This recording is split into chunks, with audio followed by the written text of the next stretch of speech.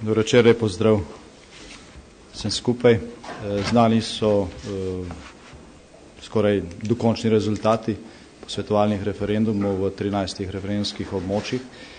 Te rezultati kažejo, da so ljudje v velikanski večini podprli uvedbo pokrajin, tako kot so bile predlagane. Še posebej smo veseli rezultata v Ljubljani, kjer je izrazita večina tistih, ki so se v referendumu udeležili in ki v skladu z ustavo na njem odločajo, podprla to, da se tudi glavno mesto uvede oziroma da tudi glavno mesto dobi status pokrajine. Pravzaprav so s tem volivke in volivci Ljubljane podprli tudi sklep lastnega mestnega sveta, ki je to predlagal. Zdaj nekateri osporavajo udeležbo. Slovenska ustava ne določa kvoruma, se pravi, da odločajo tisti, ki na referendum pridejo, še posebej to velja za posvetovalni referendum, oziroma v enaki meri to velja za posvetovalni referendum. Kot smo dejali, že vnaprej bo vlada te rezultate spoštovala v celoti, tudi v obljubljanski pokrajini, glede na to, da je tukaj po pričakovanju izrazita večina glasovala proti enotni pokrajini. Vlada bo pripravila tukaj nov predlog. Pravzaprav je bil ta predlog že pripravljen v eni od predhodnih faz, ampak takrat za večino občin ni bil sprejemljiv. Zdaj se je situacija sprejemljiva. V predreferendumski razpravi so ravno te občine same predlagale delitev te pokrajine na dva dela in vlada bo temu predlogu zdaj sledila. Tisto, kar kažejo nekoliko podrobnejše analize teh rezultatov in je zelo pomembno za prihodnje razprave, je dejstvo, da je največja podpora ali pa da se je neka najvišja pokrajinska identiteta izrazila v tistih bodočih pokrajinah, ki jih nekateri ne želijo oziroma ki jim nasprotujejo. To so Koroška, Posavje, Vzhodno-Štajerska, Savinjsko-Šaleška in še nekatere. Ravno tukaj je ta pokrajinska pripadnost očitno najmočnejša in to je tudi zelo pomemben dejavnik, kadar govorimo o regionalizaciji.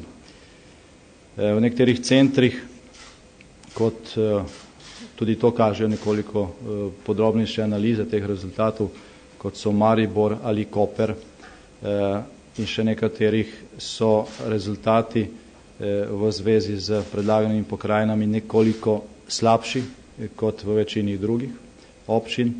Gre enostavno za neko prepričanje, da bi morda ti centri morali biti središča večjih pokrajin.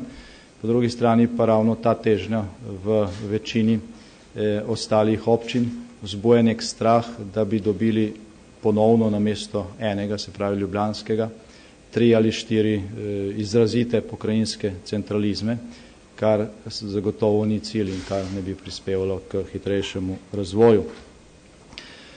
Rezultate bo vlada podrobno analizirala tudi po občinah, še posebej v tem ljubljanskem obroču, ker je pač potrebno zdaj pripraviti nov predlog oziroma posodobljen predlog ene od prejšnjih variant, ki je že predvideval delitev tega območja na dve pokrajini. In glede na to, da je v zelo ali pa da je zagotovo več kot 10 od 13 referendumskih območij podpora predlogu velika, pozitivna, bo pravzaprav za nadaljevanje relativno enostavno pripraviti predlog. In mislim, da ne bom pretiraval oziroma da ne bom preveč optimističen, če rečem, da smo ga sposobni pripraviti v nekaj dneh in poslati v parlamentarno proceduro.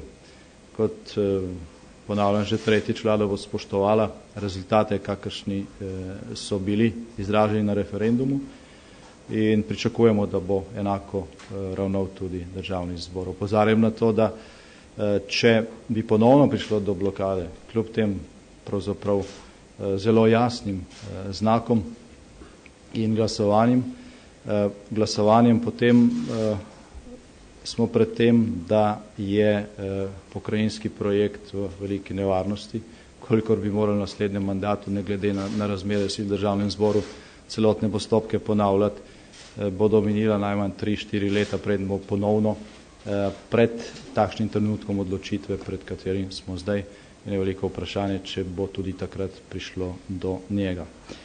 Glede na to, da vlada vidi pokrajine kot ključen preostali strateški razvojni inštrument, ki doslej še ni bil uporabljen, zato da se razvijemo hitreje in bolj enakomerno. In glede na to, da gre za nov inštrument, je nekoliko težje pojasniti, kako lahko pokrajine vplivajo na razvoj, še posebej v razmerah izrazite negativne propagande proti tem projektom, čež da bo to samo neka nova administracija in novi stroški.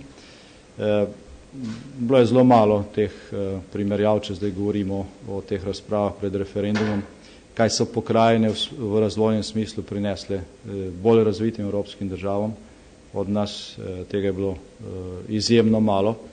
In seveda težko je videti v nečem, kar šele prihaja, zelo neposredne koristi, vendar je zato odgovornost vlade pa seveda državnega zbora, ki mora o tem odločati, pri tem toliko večja.